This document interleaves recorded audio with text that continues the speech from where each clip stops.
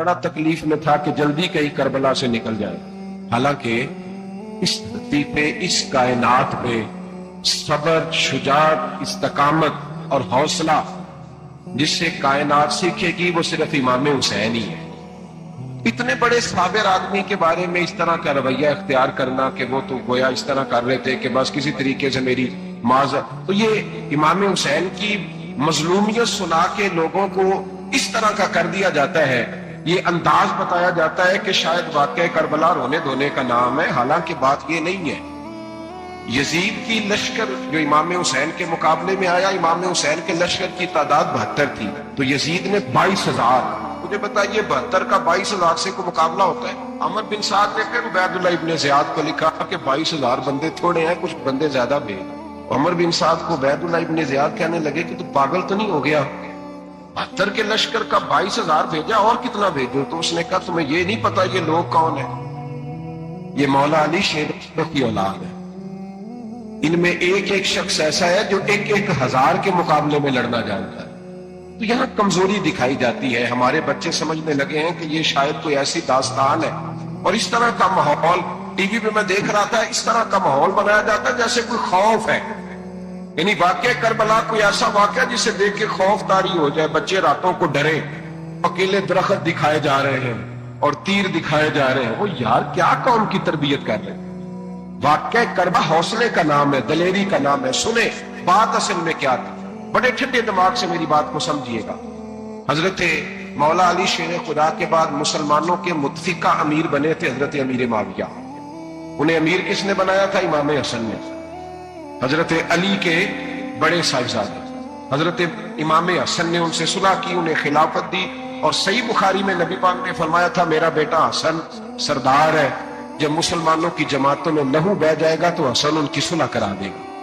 وہ صلح امام حسن نے کرائی، جناب امیر معاویہ امیر بن گئے. حضرت امیر معاویہ رضی اللہ تعالیٰ عنہ بڑا پیار کرتے تھے نبی پاک سے، بڑا احترام کرتے تھے حضور کے خاندان کا. ان کی جو اجتہادی خطائیں ہیں وہ اپنی جگہ پہ موجود ہیں. کیونکہ امام حسن نے ان سے صلح کر لی، لہذا ہم بھی ان کے بارے میں کوئی جملہ کہنے کے مجاز، ہماری مجبوری امام حسن ہے. اس لیے کہ جسے امام حسن صحیح کہے پھر امام حسن کے ماننے والے کو اسے غلط نہیں کہنا چاہیے. حضرت امیر معاویہ رضی اللہ تعالیٰ عنہ کا جب وصال ہوا تو حضرت امام حسن پہلے ہی ان سے وصال کر گئے، آپ کو زہر دے دیا کہ آپ شہید ہو گئے. امام حسین موجود تھے تو یزید کے بارے میں لوگوں نے کہا جناب امیر معاویہ سے کہ یہ ٹھیک ہے، مناسب ہے اور بہادر ہے، دلیر ہے. وہ جو ہوتے ہیں نا خوشامدی ٹولہ، تو حضرت امیر معاویہ کے گرد بھی کچھ ایسے لوگ تھے، انہوں نے آپ سے کہا کہ یزید کو نامزد کر دیں. تو آپ نے یزید کو بلایا، حوالہ مجھ سے دیکھ لیجیے گا. بلا کے فرمایا کہ 3 بندوں کے سامنے اپنی خلافت پیش کرنا، اگر وہ تجھے مان جائیں تو امیر بن جانا، نہ مانے تو چپ کر کے گھر بیٹھ جانا. وہ 3 بندے کون ہیں؟ جناب عبداللہ ابن عباس، حضرت عبداللہ بن زبیر اور امام حسین رضی اللہ تعالیٰ.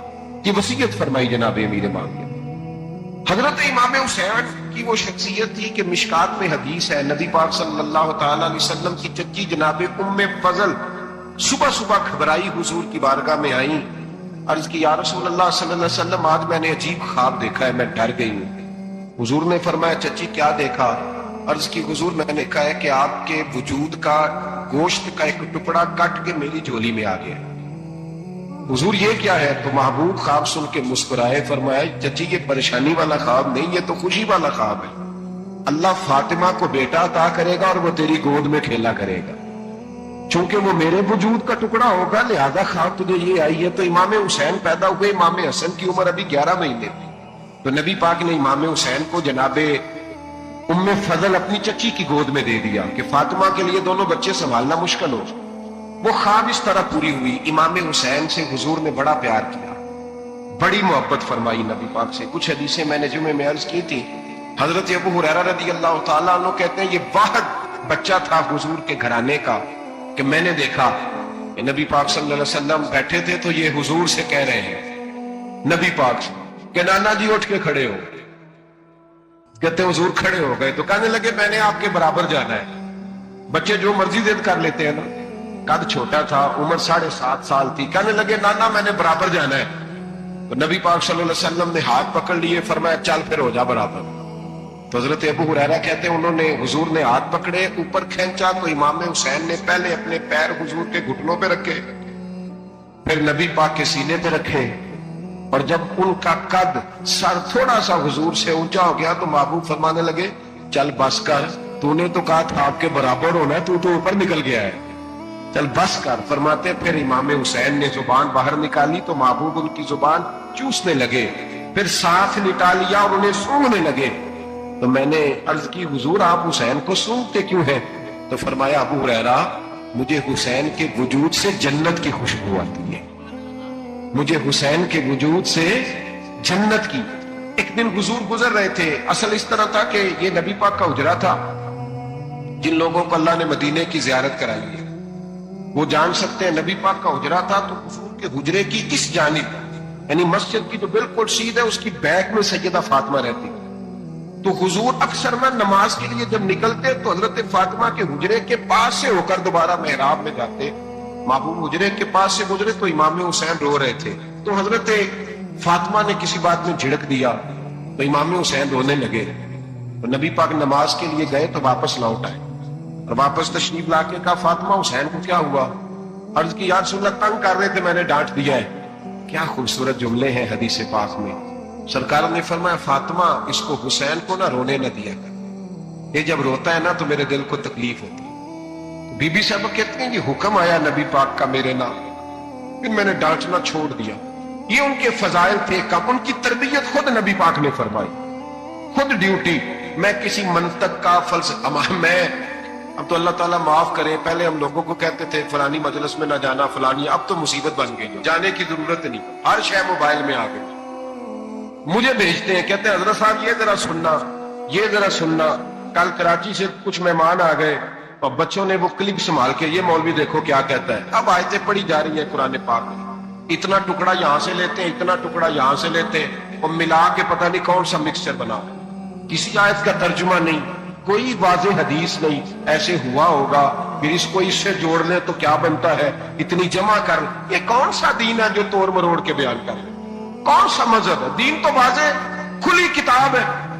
اب ہمارا یہ شوق ہے، ہم ہر تماشا دیکھنا چاہتے ہیں، ہم اپنے لوگوں کی قدر نہیں کرتے اور بڑی بڑی دور جا کے ہم غلط معاملات میں جاتے ہیں، پھر ذہن ہمارے شکوک کا شکار ہوتے ہیں۔ ہمیں سمجھنا چاہیے کوئی ایسی کسی دلیل کی ضرورت نہیں ہے، جب ان کے واضح چیزیں ان کی کتابیں میں موجود ہے، حدیث میں موجود ہے، قرآن مجید میں ان کے فضائل کھول کے موجود ہے تو دور جانے کی کیا ضرورت؟ حضور ان کی ٹریننگ کراتے تھے۔ پہلی بات تو یہ ہے کہ نبی پاک نے دعا مانگی تھی، یا اللہ میرے گھر والوں کو زیادہ روزی نہ دینا، انہیں ایک وقت روٹی دینا، ایک وقت کی بھوک دینا۔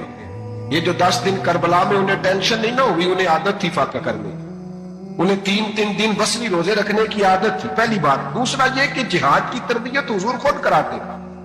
حضرت فاطمہ زہرا کہتی میں پردے کے پیچھے دیکھ رہی تھی، نبی پاک نے امام حسن اور حسین سے فرمایا چلو میرے سامنے کشتی لڑو، تو دونوں حضرات آپس میں جب کشتی لڑنے لگے تو نبی پاک نا امام حسن کو کہتے ہیں حسن حسین کو ٹانگوں سے پکڑو، حسن حسین کو پیچھے سے پکڑو۔ جب نبی پاک بار بار امام حسن کو بتا رہے تھے تو سیدہ پیچھے سے بول پڑی، کہنے لگی یا رسول اللہ آپ چھوٹے کو بتائے آپ بڑے کو بتا رہے، بڑا تو پہلے 11 مہینے بڑا ہے تو آپ چھوٹے کو بتائے بڑے کو بتا رہے۔ تو فرمایا فاطمہ تو چپ کرنا، جو میں دیکھ رہا ہوں تو نہیں نہ دیکھ رہی، ایک کو میں بتا رہا ہوں دوسرے کو جبریل امین بتا رہے ہیں۔ تو یہ حضور نے اپنے سامنے ان کی تربیت کی، ٹریننگ۔ ہوا یہ کہ یزید جب امیر بنا نا، 2-3 چیزیں ہوتی ہیں جب کسی بندے کو قابو کرنا ہوتا ہے، 2-3-4-5 چیزیں ایسی ہوتی ہیں جس سے بندہ قابو آتا ہے۔ تو اس نے بھی فوری طور پہ یزید نے دیکھا میرے لیے مسئلہ کیا بن سکتا ہے۔ ولید بن عتبہ اس وقت مدینے کا گورنر تھا، یزید نے اس کو خط لکھا کہ امیر عرب کا رواج آج بھی ہے کہ جب تک نئے خلیفہ کی بیعت نہیں ہو جاتی پرانے کے انتقال کی خبر ہی نہیں دیتے، اس کو رکھے رکھتے ہیں، یہ ان کا طریقہ ہے۔ وہ کہتے ہیں کہ ولی عہد اچھی طرح قبضہ کر لے پھر بتائے۔ حضرت امیر معاویہ کا وصال ہو گیا، بتایا نہیں۔ یزید نے اب کیا کیا، کیونکہ بڑا چلاک آدمی تھا، بڑا شاطر تھا، بڑا تیز تھا، اس نے ولید کو خط لکھا، کہنے لگا کہ فوری طور پہ عبداللہ ابن عباس کو بلاؤ، ان سے کہو میری بیعت کریں۔ یہ جو بیعت ہوتی تھی نا، یہ بھی سننے کیا ہوتی تھی، یہ بیعت حلف ہوتا تھا کہ میں اللہ رسول کے نام پہ حلف دیتا ہوں کہ میں یزید کی اطاعت کروں، میں اس کے خلاف کوئی بغاوت نہیں کروں گا. یہ بیعت لوگ سمجھتے ہیں کہ بس ہاتھ پکڑنے کا نام بیعت تھا.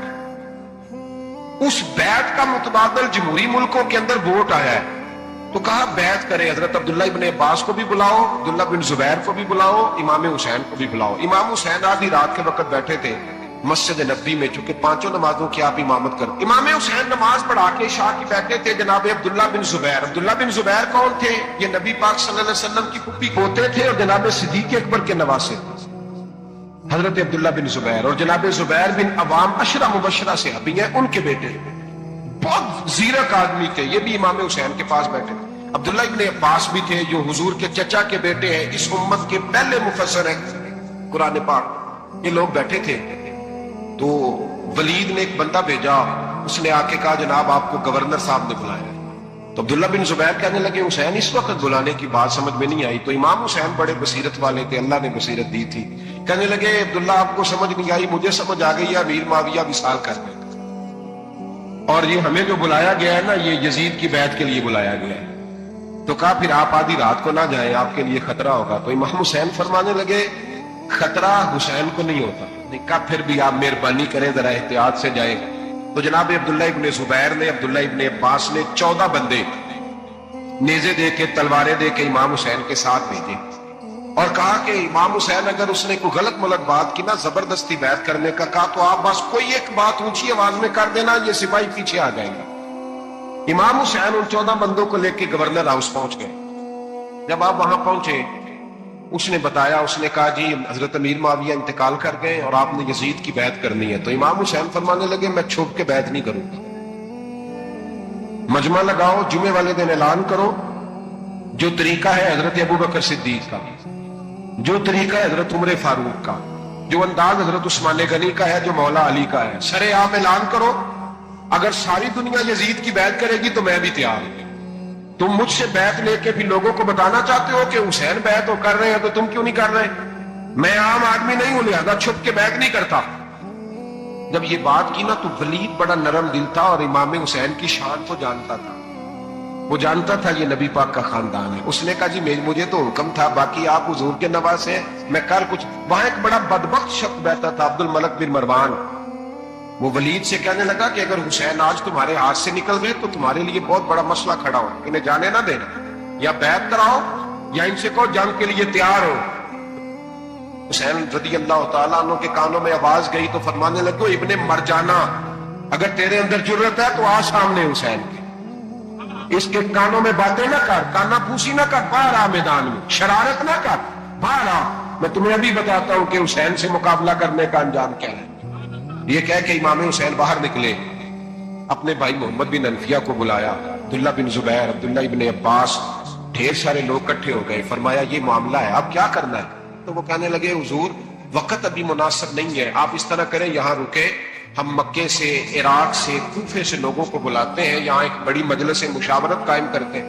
امام حسین فرمانے لگے اگر تم مشاورت قائم کرو گے تو ولید اور عبد الملک بن مروان وہ تو جنگ کرنے کو تیار ہے, اور نبی پاک نے فرمایا ایک مینڈا ہوگا جس کی وجہ سے مدینے کی گلیوں میں لہو بہے گا.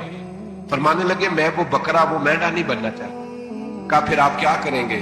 تو امام حسین رو پڑے, فرمانے لگے میں مدینہ چھوڑ جاؤں گا لیکن مدینے کی حرمت پامال نہیں ہونے دوں گا.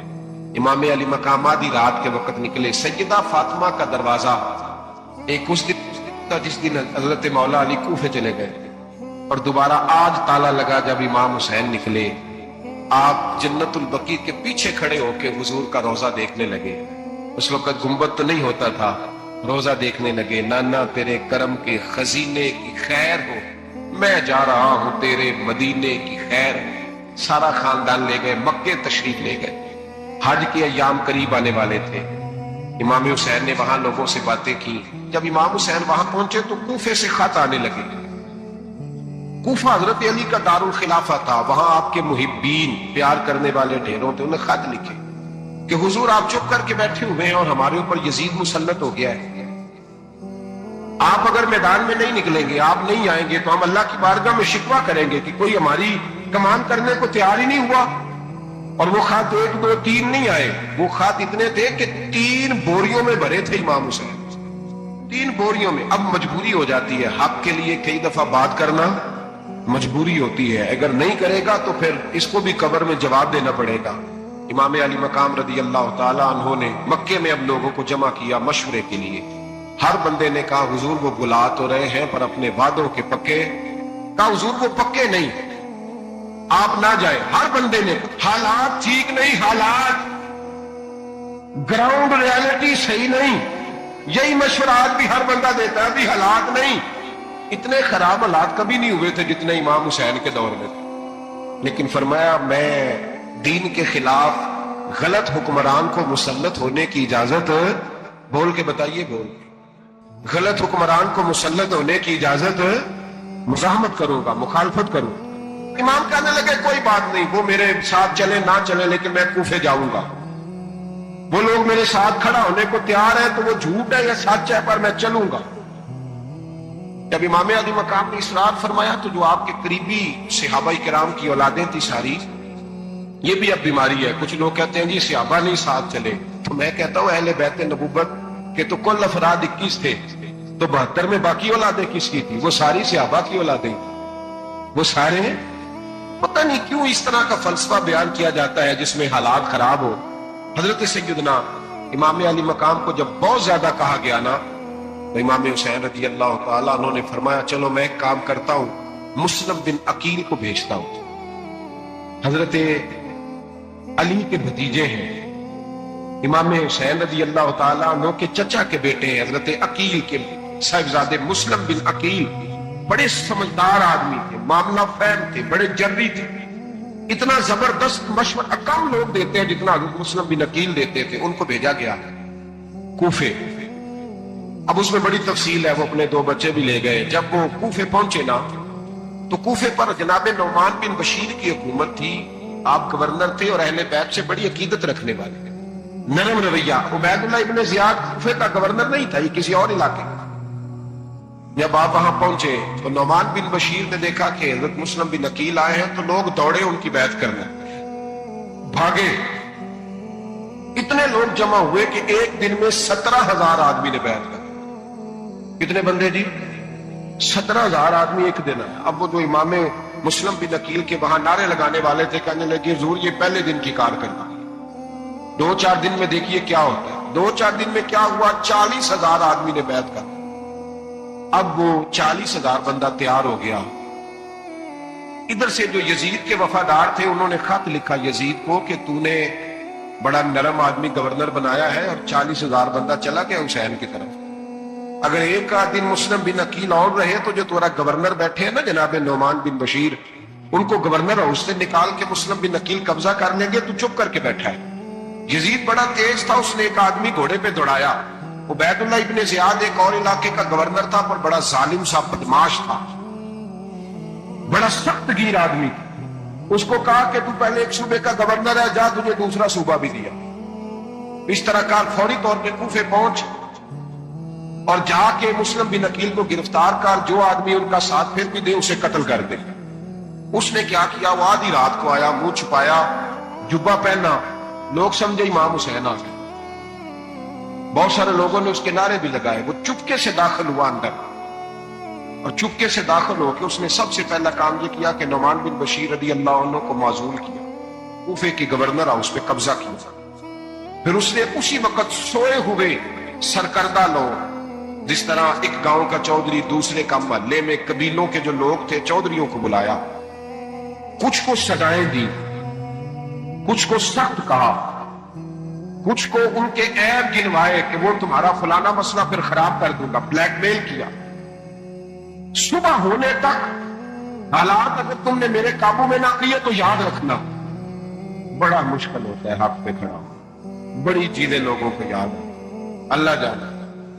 पहले कुछ होता है, बाद में मामला कुछ होता है।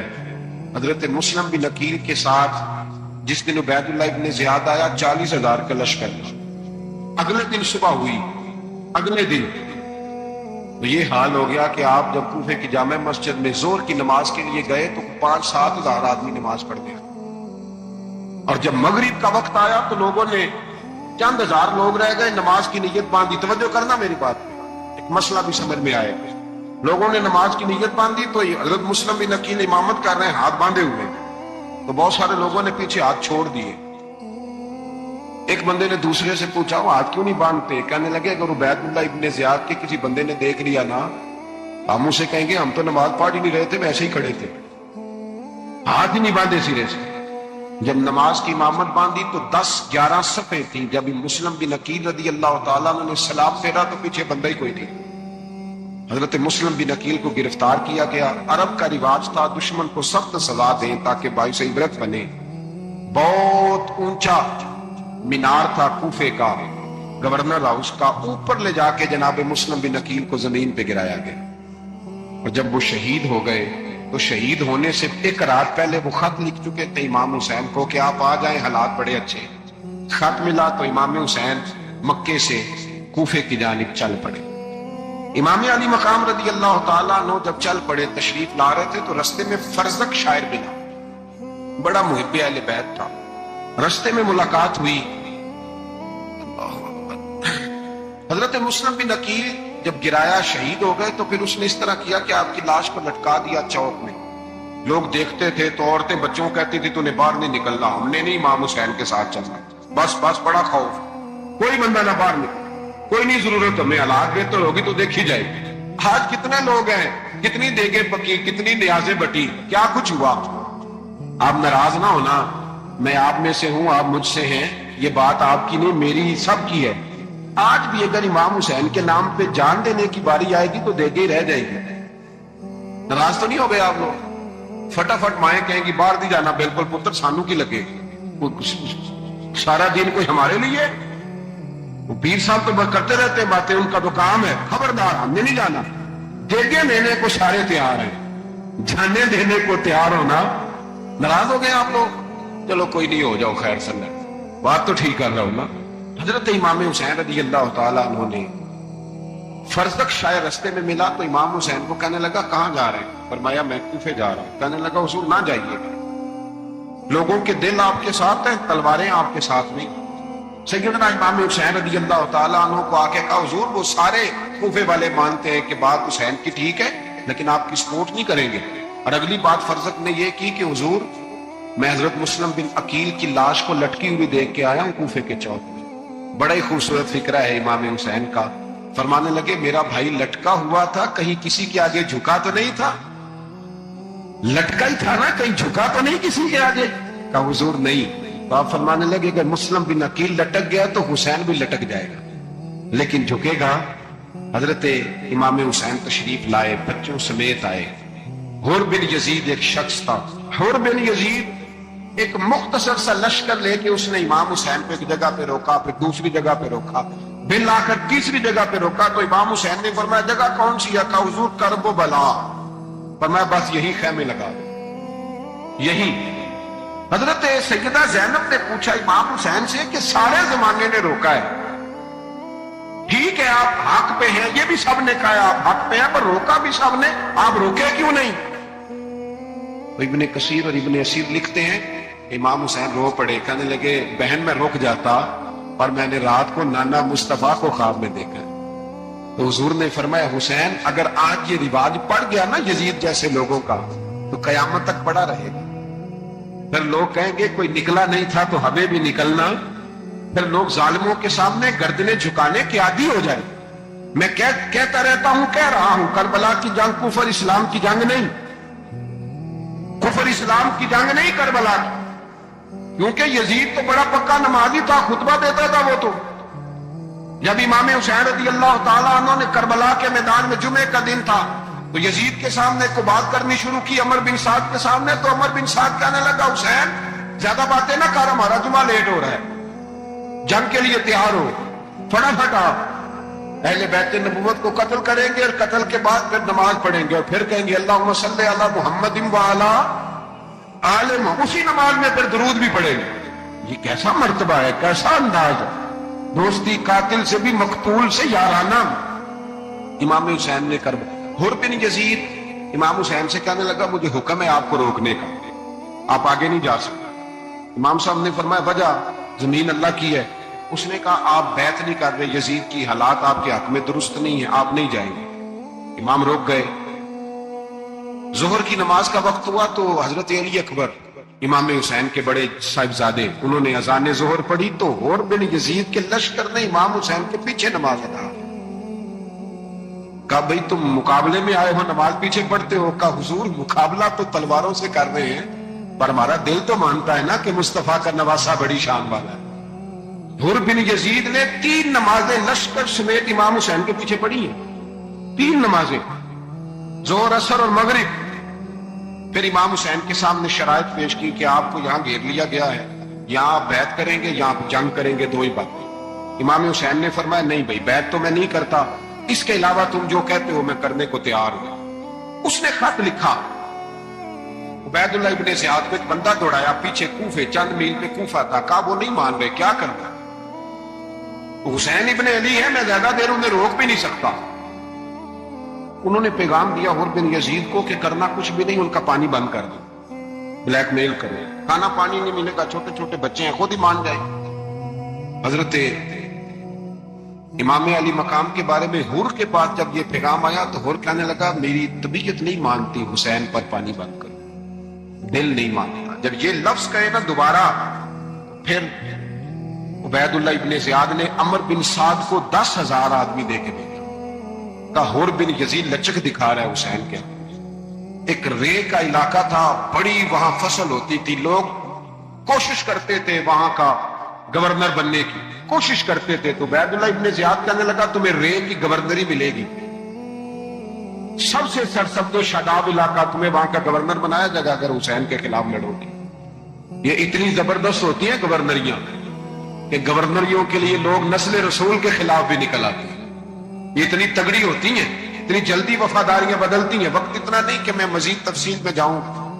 امام حسین کو روک لیا گیا، عمر بن سعد نے روک لیا۔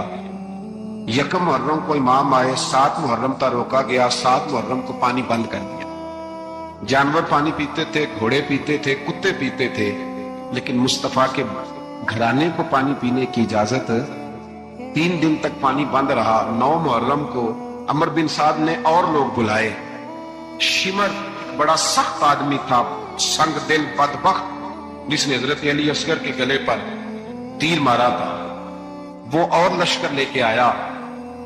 رات کو کہنے لگا امام حسین رضی اللہ تعالیٰ عنہ سے کہ بس بڑا ہو گیا، یہ 9-10 محرم کی درمیانی رات، یا آپ جنگ کریں گے یا آپ بیعت کریں گے، 2 ہی باتیں۔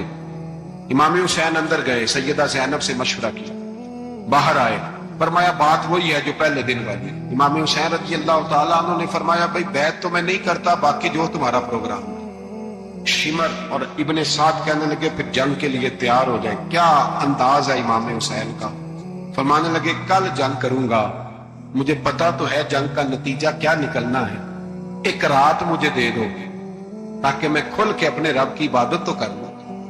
حسین نے جانا ہے، مجھے پتا ہے کل رزلٹ 72 اور 22,000 کا کیا، 1 رات مجھے دو، میں مالک سے راز نیاز تو کروں، میں گویا اس سے پوچھوں تو صحیح کہ مالک میرے والد بھی شہید ہیں، بھائی بھی شہید ہیں، نانا کو بھی دکھوں میں دیکھا ہے، تو اب میری باری ہے تو مالک میں حاضر ہوں، مجھے موقع تو دو، اس لیے کہ میرے نانا نے بدر میں بھی ساری رات عبادت کی تھی، صبح مجھے موقع دو۔ اور دنیا کا اصول ہے جب کوئی موقع مانگتا ہے تو دیا جاتا ہے۔ یہ دونوں کہنے لگے کوئی موقع نہیں۔ حر بن یزید پیچھے سے بولا، کہنے لگا نہیں، بدتمیزی نہ کرو، حسین کو موقع دو، تمہیں دینا پڑے گا۔ موقع دیا۔ حر بن یزید نے پھر منت کی، کہا حضور آپ مہربانی کرے مان جائیں۔ فرمایا ماننے والا کھاتا کوئی نہیں، یہ بڑا مشکل کام ہے بھائی، ضمیر کا سودا اب تو عام ہو گیا، بازار لگتے ہیں، ریٹ لگتے ہیں، اپنی اپنی چاہتوں پہ لوگوں نے اپنے اپنے انداز سجائے ہوئے ہیں۔ کوئی آدمی بس اچھے طریقے سے نام لے لے تو بس ہم اس کے پیچھے چل جاتے ہیں، اب تو عام ہو گیا یہ معاملہ۔ امام حسین نے فرمایا ہو ہی نہیں سکتا، ممکن ہی نہیں ہے۔ ساری رات عبادت میں گزری، ریاضت میں گزری، تہجد کا وقت ہوا تو گھر والوں کو بلایا، فرمایا دیکھنا تمہاری سی کی آواز نہ باہر آئے، خبردار سی کی آواز نہ آئے۔ اور امام زین العابدین سے فرمایا تو بیمار ہے، تو جہاد نہیں کرے گا، لیکن خیال رکھنا پیچھے بڑی قیمتی بات بتا رہا ہوں، ہماری بیویاں کسی کے گھر میت ہو جائے تو 4 دن بخار نہیں اترتا۔ امام علی مقام نے سیدہ زینب سے فرمایا تو بڑی ہے، میری بہن ہے، پیچھے سارے بچے ہیں، جوان ہیں، ان کے حوصلے تیری ذمہ داری ہے۔ صبح جنگ کا طبل بجنے لگا، فجر کی نماز پڑھی، सूरज चढ़ा, 10 मुहर्रम का दिन जुमे का वक्त, जनाब सैयदना इमाम हुसैन रज़ी अल्लाह ताला अन्हु ने रेत पर सजदे किए, लंबे सजदे, लंबी नमाज। सूरत शम्स की आयात दूसरी रकत में पड़ी तो सारा करबला गूंजने लगा। क्या अंदाज़ तकल्लुम था इमाम अली मकाम का। नमाज मुकम्मल हुई तो होर बिन यजीद, अमर बिन साद और शीमर से कहने लगे, वाकई हुसैन से लड़ोगे? पता नहीं कौन है। कुल्ला सालुकुम अलैहि अजरन, तुमने नहीं पढ़ा? इल्लल मवद्दत फिल कुर्बा, तुम्हारी आंखें बंद है। अल हसन वल हुसैन सय्यदु शबाब अहले जन्नह, तुम्हें नहीं पता? कहने लगा चुप कर, हुकूमत नजर आ रही है। और बिन यजीद कहने लगे, फिर मेरा भी फैसला सुनो, मुझे हुकूमत नहीं चाहिए, मुझे जन्नत चाहिए। हुकूमत नहीं चाहिए, इमाम हुसैन की पहली फतह देखे। और बिन यजीद एड़ी लगा के ना यजीद के लश्कर से निकल के इमाम हुसैन के लश्कर में शामिल हो गए। और पहला शख्स जिसने इमाम हुसैन को रोका, इमाम हुसैन के नाम पर पहला सर भी इसी शख्स ने कटाया है। लेकिन यजीद की कब्र पे लानत भी कोई नहीं बरसाता। उसका महल था बहुत बड़ा, लेकिन जब लोग करबला में इमाम हुसैन को सलाम करने जाते हैं तो कदमों में होर बिन यजीद का मजार भी बना हुआ, उसको भी सलामी दी जाती।